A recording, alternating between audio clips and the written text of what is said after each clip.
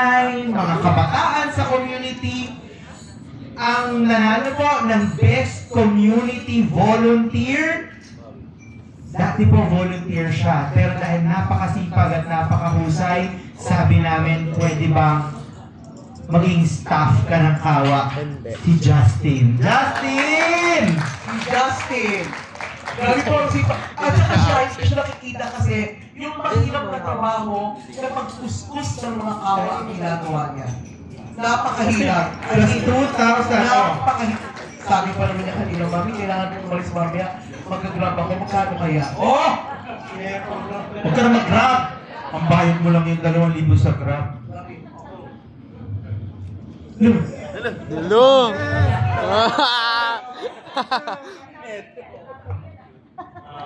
Maraming po. Unang-una po sa lahat, maraming salamat po sa Kawa Pilipinas. Malaking tulong po sa akin po ito.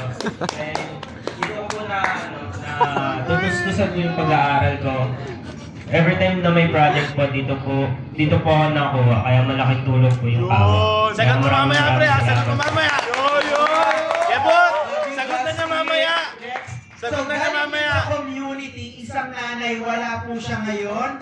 Si Ate Emily, na napakasipag din. Ate Emily! Iyan kunin mo itong kay Ate Emily. Ikaw muna ang magsuot. Yung nanalo ng hula isang kanya. Nanalo ng hula. Ayan. Si Ate Emily, napakasipag. Ikaw na magsuot. Ayan. Speech! Ano masasabi mo? So, kilala ba si Ate Emily? Kilala mo? O, so, ano sabi mo sa kanya? Si Ate Emily kasi sobrang sipag. Siya yung ayaw gawin ng iba. Siya yung natapos, siya yung gagawa. Pag nasin mo, okay lang ako nag-volunteer maghugas, agad-agad itataas nila yung kamay niya. Ano mo yan?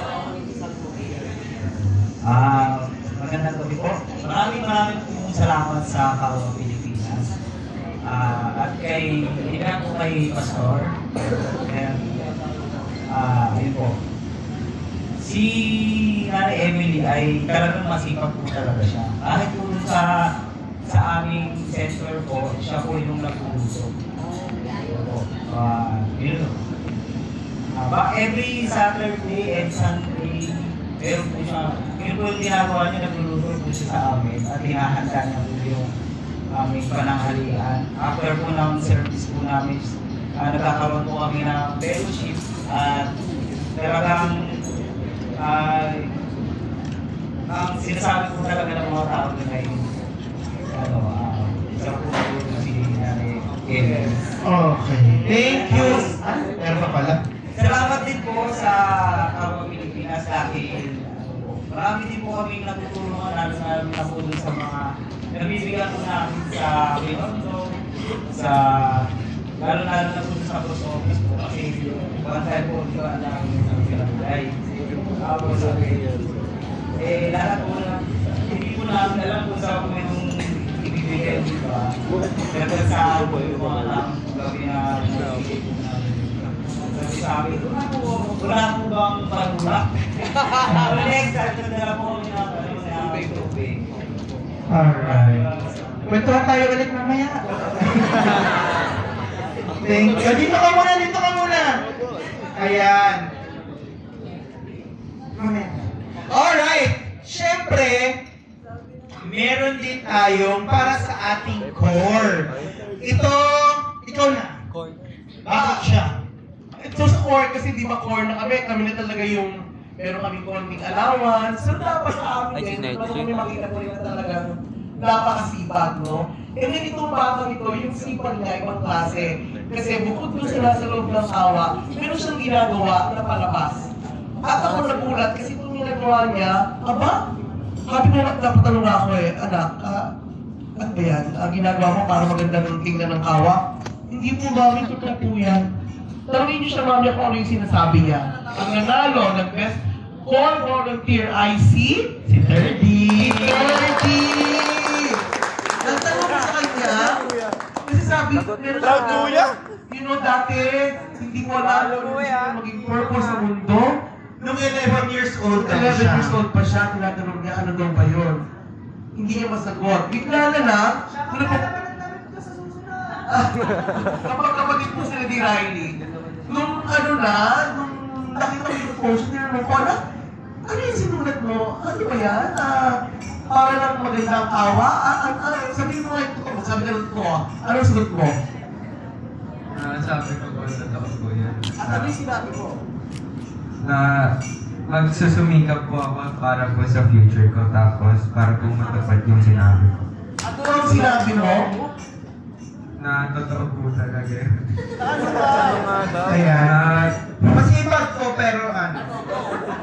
Na gusto ko pong i-end yung hunger internationally and not yung sa bansa lang natin.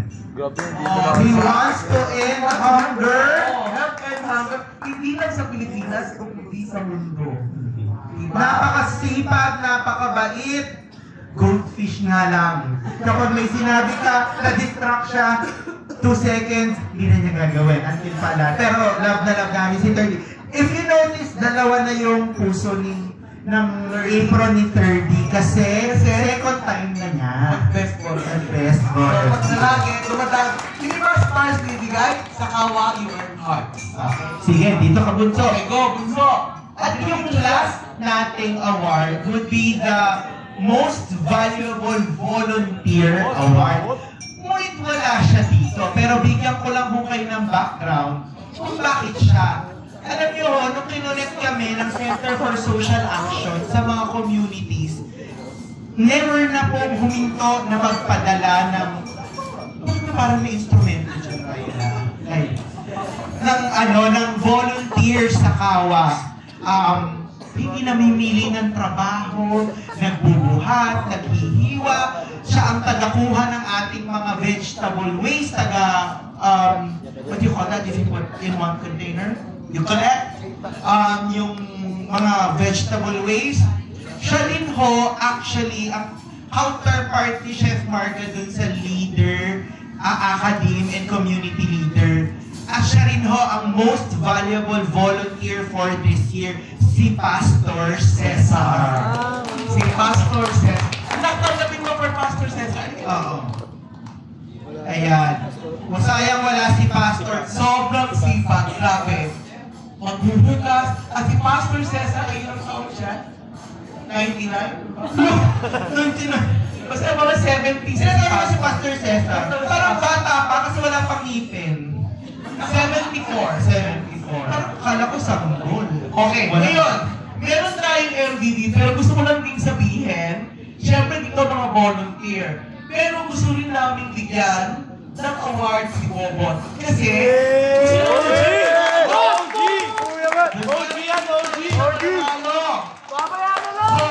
hindi na siya mananalo ng best volunteer, mananalo ka na lang ng 3,000 pesos. Pwesto ka dito, wala kang apron kasi ikaw na yung Hall of Famer ka na, umakyat ka sa Hall of Congratulations, Best volunteer yan. Huwag ka muna dyan, Bot. By the way, sorry, pinapaalala ng ating house manager na si Pastor po pala, aside from the 2,000 that he got as the best volunteer for community leader category, meron pa siya another 3,000 bilang most valuable volunteer. Oy! 5,000 5,000. pa lang kay Pastor! At si Bobot, wala na. 3,000. Alright, picture muna with the best volunteer.